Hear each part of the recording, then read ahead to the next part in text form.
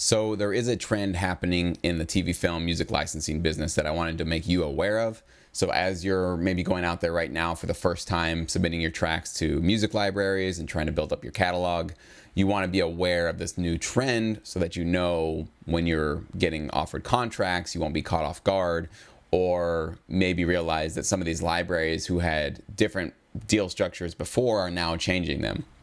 So what is the trend? The trend is to move, more libraries are moving from non-exclusive to exclusive. And I think the reason is pretty obvious. Basically, for the last 8 to 10 years, there have been a lot of non-exclusive libraries popping up all over the place. So these are companies that basically don't pay pretty much any consideration fees up front for producers and composers. I've worked with some of them and I've gotten some great placements, so it's not knocking them, it's just a different business plan basically, or business model. They will sort of gather up as many tracks as they possibly can, high quality, as high quality as they can, but they're not telling their composers or producers to exclusively hold their tracks with them for licensing opportunities. They'll say, hey, you submit to us and then submit to anybody else you want to. Most of the time you'll change the title of the song, but essentially the same song can be licensed to 30 different companies at the same time. What happened over the course of, basically 10 years is that the same songs were showing up obviously in all of these different libraries. So production companies, when they'd sign with a library, a non-exclusive one, they would notice, hey, I've heard that song in their library, and I've heard this song in their library, and I've heard this song in another library. And they started realizing that the same songs are basically getting placed all over the place.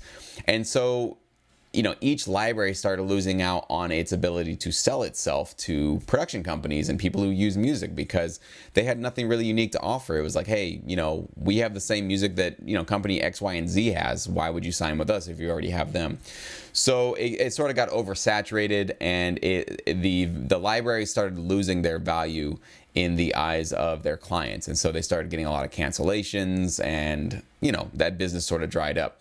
So a lot of these non-exclusive libraries are now more and more moving towards exclusive ones. Now, does that mean that they now are suddenly paying consideration fees to producers and writers? Some are, but many of them are still not. So they're basically asking for more from you as a producer and a composer, but they're not paying the consideration fee that normally goes along often, I wouldn't say all the time, but often goes along with an exclusive deal, because what you're giving them is an exclusive right to have your music in their catalog, which gives their catalog actually more value than if it were just non-exclusively licensed, right? So, most of the time that comes with a consideration fee, but with this new trend, a lot of these non-exclusive libraries, their model still remains, they don't pay the consideration fee, but they now are asking for you to exclusively license with them. I'm mixed on that, okay? To be honest with you, not very happy about it. I think that exclusive license normally should come along with consideration for an exclusive licensing deal. But it doesn't mean that you won't be getting great placements with these companies that are now exclusive. In some ways, this is the other side of it. Their relationships are now going to get stronger because they have exclusive content that only they can provide to their clients. So, honestly, myself, I've had work, and I still work with non-exclusive libraries and exclusive libraries, some that pay and some that don't pay up front. But I get placements from these companies, and I get great placements. So I would never say shut them down completely and never do that. I think in the past I would have had that point of view. In fact, when I first started this course, that was probably my bit of advice to my students, which is that if you're signing an exclusive library, and they're not going to pay you a consideration fee, you should be very, very skeptical of that and almost maybe never sign something like that. These days, the business has evolved and changed a little bit, and in good conscience, I can't tell you to just absolutely deny an offer like that, because I've personally seen royalties come from these kind of companies that do offer those sort of deals. And again, the entire process, or the entire focus that I teach, is don't worry so much about the upfront consideration fees. They're great. Getting a little check here and there, it definitely feels good, and I understand that.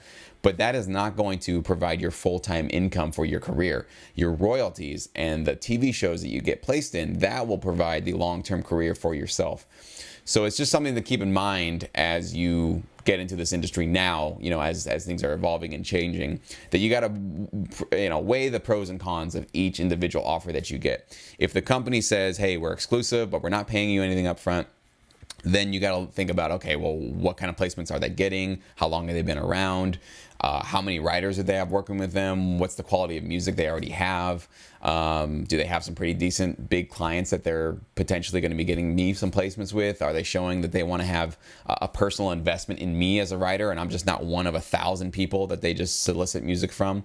Weigh all of those things, and then also determine what's your power in this situation. If you're brand new to this business, you can't necessarily walk into a library and just start demanding things that a new person into this industry is probably not going to be getting. So, in the beginning, you sort of like, you take, essentially, it's got to be a fair deal and an upfront honest deal, but you sort of take what you can get. If somebody's giving you a shot and you're sort of an unknown and they don't know if you're going to get placements or whatever, but you feel like they're going to be a good fit and they're going to be a great way for you to get your foot into this business, that's something that I would lean more in the direction of saying yes to and signing with. But again, I'm not your manager. I am not your personal lawyer to tell you who you should sign and shouldn't sign with. That's really up to you, and if you have representation, to talk to them about. So you really have to weigh this for yourself. But these videos and this information that I'm putting out is just sort of like general guidelines, like what my thought process would be if I came across a company offering this kind of a deal. So I hope that helps you,